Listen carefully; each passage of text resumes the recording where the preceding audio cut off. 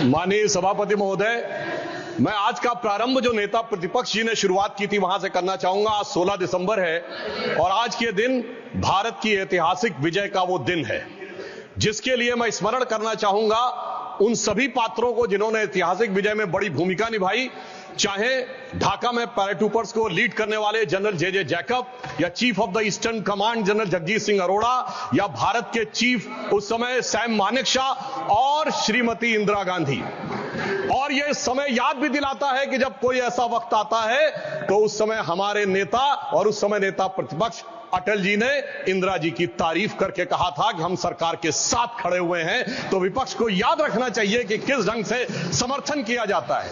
परंतु मुझे एक याद आता है कि आज इंदिरा जी की आत्मा जहां कहीं भी होगी तो वो बड़ी अचंभित और स्तब्ध हो जाती होगी कि ये वही पार्टी है और ये वही परिवार है जिसके नेता के बारे में पाकिस्तान का पूर्व मंत्री फवाद चौधरी समर्थन करता है। और ये वो है जो कहता था मैंने पुलवामा में घुस के मारा है, जिनके बारे में ख्वाजा आसिफ उनके रक्षा मंत्री समर्थन करते हैं, जिनके बारे में पूर्व प्रधानमंत्री उनके Imran Khan floor of the house पे बोलते हैं, और सर जिनका नाम यूएन में उनके डोजियर में लिखा जाता है। तो मुझे लगता मैं इंदिरा जी को इन्हीं शब्दों में श्रद्धांजलि दे सकता हूं कि बूढ़ा वंश इंदिरा जी का उपजा ऐसा लाल, इज्जत सारी डुबो गई है ऐसा किया कमाल।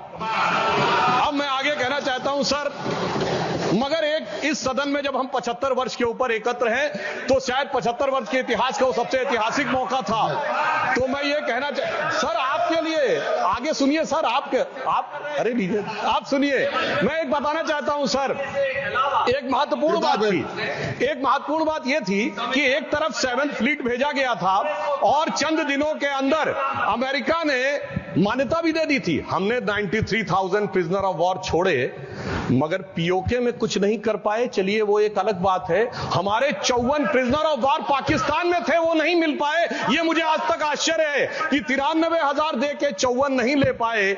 सुलह की कौन सी शक्ल सुमरती रही। तो मैं इनकी पॉलिसी के लिए कहना चाहूंगा, अरे आपके नेताओं के लिए बोल रहा हूं, एक पंक्ति में कह रहा हूं, सुनिए, अरे बात तो सुनिए, काहे परेशान हो रहे हैं। मैं कह रहा हूं चीन छीन देश का गुलाब ले गया। पंडित नेहरू के लिए वो गुलाब का फूल लगाते थे। चीन छीन देश का गुलाब ले गया, ताशकंद में वतन का लाल सो गया, और ये सुलह की शक्ल को संवारते रहे और जीतने के बाद बाजी हारते रहे।